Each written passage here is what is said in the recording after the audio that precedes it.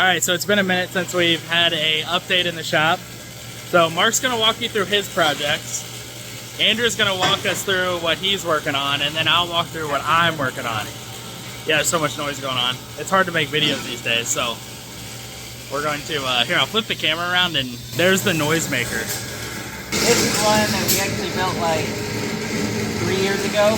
Yeah. 2.5 years ago. It started out as a custom project, and then the guy kind of changed directions of what he wanted to do, and we just kind of had the chassis sitting around for a while. Finally decided to try and sell it. The guy that was having to build it decided to sell it, so we sold it for him, but then the guy that bought it wanted us to essentially finish a portion of it. So everything from the back half to the firewall is the same, other than we added the double frame rail into it. So we added that. Did motor mounts. So it's doing a big block Chevy. I think it's a Pro Charge setup. And then did full double frame rail strut front, control arms, rack mount, all the fun stuff. Adjustable strut cups. Used his struts for mock-up. That way it's all good to go. I think he did a little, he wanted to do a stagger, so we did a 1-inch stagger for him. But it's ready to go. We got everything done that he wanted to get done on this, so he's coming to pick this up on Friday. And then G-body, which is in 2 separate areas right now. Nothing has really been done on the body since last time, I don't believe. But the chassis, I've got the double frame rail mostly done in this. I like leaving this tube out until I get the seat. Figure out what seat we're running, or we have it now. We're doing a carbon seat in it, so I'll be able to get that tube in and finish the double frame rail out. And then once that's done, I'm going to put the door bars in, because I leave those out to do the double frame rail, because it's way easier, way faster. And then, yeah, the rear of the motor is mounted. This is also a big block Chevy. So we got the rear motor plate done, waiting on some parts to finish the rest of the stuff. Basically a motor. Yeah, we're rating on the entire engine to finish the rest. That way we know we have the clearance for everything. So he's doing a, what's it called, roof blown? Yeah. Yeah, 1471 roof blower on a big block. So we want to make sure we have clearance for everything. Make sure we have clearance back here in the firewall. They did bring us tires. Yeah. So, we got the... so this is going to be a small tire car. Yeah. That's the big small tire. Yeah. Giant meat. Fun fact, Andrew... I do fit in those. Does fit in a, what is it, a 33/17/16? Yep. So, large tire. So, big tire stuff. Yeah, large tire, small human. Oh, so that's pretty much it with that. Just waiting on a motor to get here. You've been watching for a while. You may recognize this car. This was a car we built for a guy out in Arizona, and he ended up just taking delivery of it and then painting it, like painting the cage, and then I don't know what happened. It's that. It just sat. Yeah. And then he ended up listing the car for sale. So one of Matt's friends ended up buying the car, brought it back to us, and said, "Okay, now finish it." Yep. And so we're changing some stuff around to fit his combo instead of what Brian was wanting.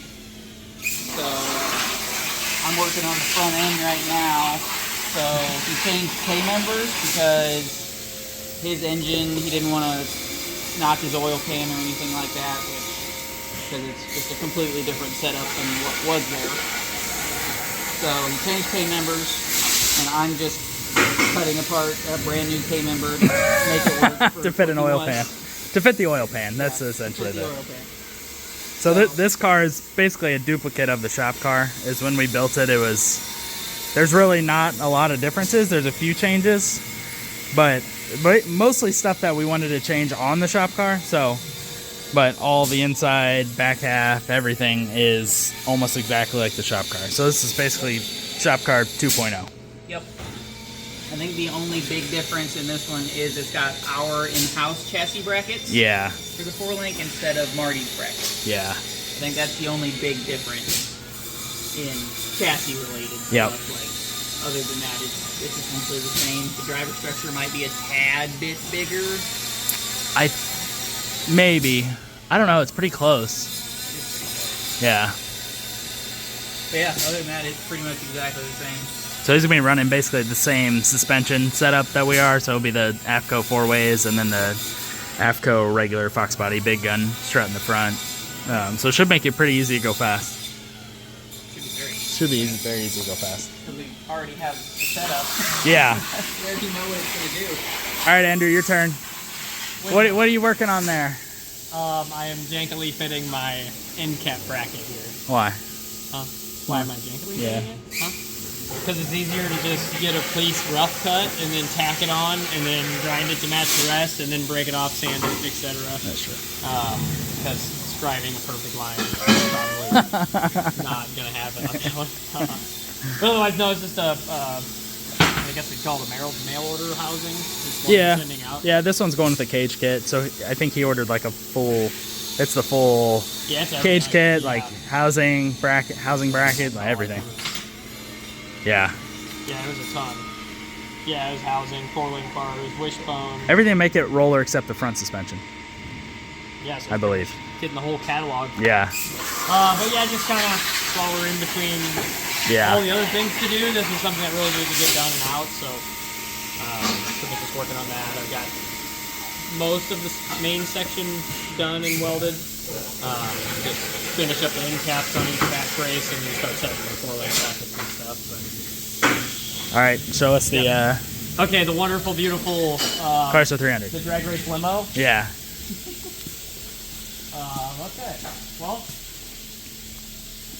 I'm gonna move this. yeah. Let's get that. I'll get it. Let's get the scuba tank welder out of the way. Yeah, so we're testing out Airgas's new, I don't know, It's just their bottle. It's their bottle but with their- It's their specific argon that they say is more pure. It has only 10 parts per million of moisture per whatever of the gas. I don't know. It's because Science. It's And then air it's got liquid a- day. Science. It's got science going on. It's got science. And then it's got a 60s scuba diver helmet on top. So It's very interesting. 60s. This is like It's got, pirate ship era. this is stick the hose on and, like, if you didn't have to If they pull on back. the hose too hard, it pops off your head and you drown. So this is how you adjust the flow on it, which is a little interesting, not having a regulator. I mean, it is a regulator. It is a but it's regulator, You just- don't see the little ball floating. So Yeah. Yeah. He claims this is more accurate. So. And that it's crash tested, crash approved. Because I asked him if this looked plastic whenever he took it off the truck, and I'm like, "Do you even ride around without the back of your truck?" And he's like, "Oh yeah, I know it's rated." And I saw the metal. I was like, "Oh okay, that makes me feel a little bit more at peace." But, I mean, the biggest issue with it right now is trying to figure out how to get a back purge regulator Right. on Yeah. that because it only has one outlet off of that regulator, so we need to figure out a T-in. Which we brought up to them when they brought it to us, and Yeah. they said that they're going to figure out how we need to do it, and they'll make it work. Test it out. It's interesting. It's interesting, Yeah. that's for sure. Anyway, short synopsis on the gas bottle. Yeah. Chassis and car make one. They're one now. So Yeah. pretty much last week, I guess we kind of finished up all the floors and whatnot on the rotisserie, and then pretty much the end of last week, the beginning of this week, I worked on just getting the shell put on the car, located square, plumb, level, all of that stuff. It made all of the door supports going because this car, obviously, they don't really make any composite components for this car. So it will still have factory doors on it that are, the customers kind of gutted them out and made them as light as possible, but it's still a factory door, so it's still not Still light. heavy, yeah. And we took every bit of structure out of this car. Yeah. So I actually had to remove these inner plates for all of the door hinges because there was the last uniside was behind those, so I had to Yeah. drill Cleco so I can make sure I drill holes and Cleco it so I can make sure I put it back in the exact same spot. Get rid of all of those, prep those, put them back on, and then, you know, you hope and pray when you do all of this to a steel-bodied car that It stays. you get it back where it was, because it's super, super floppy when you pick it up. I mean, now it's pretty, you know, with the sports and stuff. Yeah. Like, it's Well, pretty especially rigid. with a car this big. Like, normally, I mean, this is huge. And double the amount of, Yeah. you know, door hole versus quarter panel. Yeah. But yeah, I test fitted the doors and stuff, and all the doors still fit, and I pretty much lined up my stride marks on the hinges and the striker and whatnot, and the door like shuts just like it did. So Yeah. so that was pretty cool, since I didn't really know how that idea was gonna play out when you're taking something apart. Like Well, especially when you're not mounting them. Like a, you know, it's not a race car door. I Yeah. mean, you're not just running a tube off of the off the chassis to a quick pin or anything. Yeah. Like that. Like, it still has to. The factory door hinge still needs to bolt to that and be strong enough to hold the door. But I think we did a really good job on it as far as putting Yeah. supports and stuff in there. Make it pretty stiff. But yeah, I kind of painted a little bit of the top of the cage before we put it in, just to kind of help him out a little bit. You can't see it because it's the top, but just to help him, because it is a big pain in the butt to get to the top of that stuff. Once the Yeah. cage's already in it. There's bare spots on everyone's chassis that's painted at home. Oh yeah. There's bare spots on my 850 that I completely missed. Like, took the tape off the windows, and you're like, oh wow, I didn't get any of that. But so I pretty much put the motor back in it. Wanted to get it space from where the motor was being stored because it was in my ray, and I wanted to make sure that in the process of welding everything, we try to weld as much as we can. The jig, things do still move. So I wanted to get the motor back in there and make sure it was still in the same spot and lined up where it was, and it's all good. It stayed right where it needed to be. Yep. But so we're pretty much taking a break on this one for now, for at least a couple weeks, because especially since we have sick week coming up. So me and you, our brain power is exhausted at this point.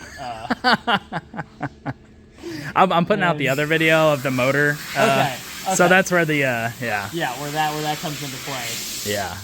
But we got a few small projects like that housing and stuff that Yeah. really needed to get knocked out. We have a couple smaller, just smaller things to do. So it was kind of time to take a break on this. Once we get back from sick week, maybe a week or two in February, we'll probably be back working on this and starting to roll. And it should come together pretty quick after that. Yeah. Yeah. Yeah, no, kind of a neat one. It's turning out good so far. Oh yeah. I'd say the chassis was a little heavier than what I wanted it to be, but it's a very big car. It's a very big car. Everything adds up, especially like in the tin work. Yeah. Everybody saw online, they're all like, what class is there a carbon, you can have a carbon floor on the driver's side. What the heck, what's going on with that? And I tried to comment on some of the people's things, but I'm not going through like 100 comments. Yeah. And do whatever you want. But there is a steel floor going in on the top side of that. There you go. My ADD ass has to have both bottom sides match. So if there's carbon on one side, I have to have carbon on the other side. Yeah. And I wanted, instead of putting the tin on the bottom of the floor, because then you run into that, like when you're getting in and out of the car, if there's no tube for you to put your foot on, like it's Well, especially it's with this pretty thin car. sheet metal. Even if you did a steel floor, to where even if it's welded in, you're still going to be kind of careful, because you can dent the crap out of the floor. So right where your feet are going to be, I used a little bit, like 1 gauge size up from what we normally do, just to bead weld it really good to try to make it stiff. So So for everybody asking, there will be. Yep. And in that weight, the steel floor was in there. Yeah. Okay. We had everything sitting. That was in there. everything. Yeah. So that was all the floor. So. Yep. Yeah, I think that's That's about the it. short synopsis on this one until we get any farther. It's just been the chassis itself took a while, just because of how Different it is. everything was different and kind of complicated. I mean, even the design time took a minute. Yeah. Well, it's not like this car, it's not a car that goes out and goes, 470s now. Right. This has a 3-second capable, it's a billet block Gen 3 Hemi. I don't know if I've ever shown the motor. I think it's a VED billet block. I don't think they're billet heads. I think it's still cast head. But it's pretty rowdy motor, so it has the capability to go. Yeah, Threes. well, and this thing, still when the car came here, it still had all the factory floors, everything inside, and it still had bolt-in front and rear subframe, so it still had Yeah. IRS. Had like a 9-inch deal in the IRS, but it was still IRS. Still, quote, Chrysler 300 cradle front suspension, and I think he went. It had a 25.5-ish. Yeah. Something. Yeah. In it. And I think didn't he say he went 460s or something like 460s or 470, yeah. And it weighed like 38. I think it was 36 or 3,500 yeah. pounds or something like that. I think is what it was. So, Yeah, you take 1,000 pounds out. Yeah, and it then, should be. yeah.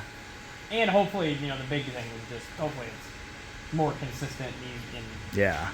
more able to get it dialed in with 4-link and actually like some good suspension. Instead Yeah. of, I know the IRS stuff gets really tricky Definitely. when you're trying to go that fast. Yeah. For sure. And you have a car that everything is weird. The wheelbase is weird. The engine placement's weird. Yeah. It's just very, very. Yeah, it'll be tricky. So. Yeah, especially we're keeping stock firewall to keep LDR rules, so like it's basically gonna come back because this is where it originates. Well, and actually, the original one, the piece I cut off of this, it actually already went back exactly even with that. this yeah. tube is where the factory firewall sucked back and then down. Yeah. So that was my big thing, was just without moving the engine. Technically, of course, everybody wanted to go farther back Yeah. because the engine placement is the wheelbase of a Fox body. But if we're trying to keep the firewall, there's just nothing we can do about that. So Yeah. we're trying our best to follow those rules. It'll have we're going to take the factory front frame rails and get those installed back in. Yeah. Piece back in there. Piece back in and stuff to add that, but yeah, it's just kind of been a weird one. Mhm. As far as all A lot of design stuff. A lot of thinking. a lot. Yeah. The firewall is really weird. You can look at my botched up mid plate. That was in. Yeah, that's the test. That was the test of what the heck to do, because the water fittings on the back of the block. This one's the better clearanced one. Yeah. Because the heads are offset. This side's farther forward than the other. But it made it really difficult with where we were putting the engine and keeping the firewall location and keeping, a full mid-plate hoop to seal the inside of the car off. And you're going to look at this and be like, okay, well, what the heck? It's not sealed now. Yeah. Well, by the time, if you bent a tube like a traditional style, that was like a doghouse, right? And it went around and over. There's not enough room between the bell housing and these water fittings to physically fit a tube. It is impossible. Yeah. I tried for 2 days to make something work that would do that. We even talked about a spacer to space the motor forward. We even talked about that, but then we were like, okay, well, That makes really it worse. don't want the motor any farther forward. So Yeah. it was it took a little bit of, creativity and messing around on Bentech and stuff to kind of try to come up with the design. So this will have, obviously new mid plate that's not botched, because I had to try a few different things. So the mid plate is obviously trash, but it's working for now for mock-up. So obviously cut the mid plate, well, and then this is going to have, essentially it'll have removable pocket panels. Yeah. So this will be tinned in. So that way the whole main thing is the customer really wanted to be able to service those fittings if needed and be able to get the hoses and stuff. So now you'll have no problem, because this panel is going to be removable. Yeah. And you're literally going to be able to get to all of it to take the lines on and off and stuff. Hopefully I don't have to, but it certainly made the design part Challenging. really challenging. Yeah. And it didn't help that these aren't live fittings. So these unthread, they're one. Yeah, it's not a spin it's not all a the way swivel. around, Yeah. right? So if it was like a swivel fitting, then it would be a little bit different story. Yeah. They're not. And with space and stuff, we just couldn't find anything that was that low profile and Yeah. swivelable. Yeah. So Yeah. kind of where that one is. It's a good rundown. Yeah, we didn't really touch base on this one. Yeah. Really, very much. It kind of just went through the building of the chassis stage, and then Yeah.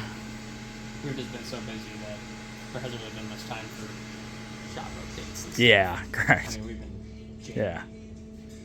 Yeah. And then my project over there for the next week is to get. This is Brent from Motion Raceworks. He's one of their engineers over there. So I'm currently 3D scanning getting this worked up so we can make a cage for him and do a welded chassis. Any thoughts? Conclusions? Race cars? Race cars are cool. We're really busy. Yeah. We appreciate everybody that like dude, the amount of calls we get. Oh yeah, Taylor's very is insane. So when people are like, "Oh my God, you're 2 years out," we're 2 years out. It's me and Mark. Yeah, like, yeah. Matt's busy doing the design stuff and a lot of office stuff, but really it's just me and Mark. So you see how many cars are in here. Yeah. But it's just me and Mark scrambling. Yeah. Pretty well all the time, to do them. So yeah. When people, Hey, if you know anyone looking for a job, anybody that's actually has a head on their shoulders and is a decent fabricator, it seems to be extremely difficult to find around here. Because we are hiring. Yeah, because that's where we're really clogged up in that it's just me and Mark. So, yeah. I mean, we try not to do the chassis shop jail stuff or your shit sitting here for 3 years. Yeah. We don't want to do that at all. So we stay on stuff pretty well. Yeah, like we have to take a break, and we try to communicate the best we can with people if we are going to take a break to work on something else. But that's also why when we have a 2-year wait, you don't bring your car here until we tell you to. Yeah, we try and keep a pretty good schedule. It sometimes gets thrown out the window, but yeah, I mean no car really ever stays here for more than a year. Yeah. It's usually, even like full build, like a year is about max. So, I have people here that say they had their car at a chassis shop for 2 or 3 years and it's barely been touched. We really don't do that. He's been trying to have his G-body built for 6 years. Yeah, exactly. Yeah, and everywhere he goes, it just gets clogged up. Taylor, come here. Come here. She's going back in the office. She's scared.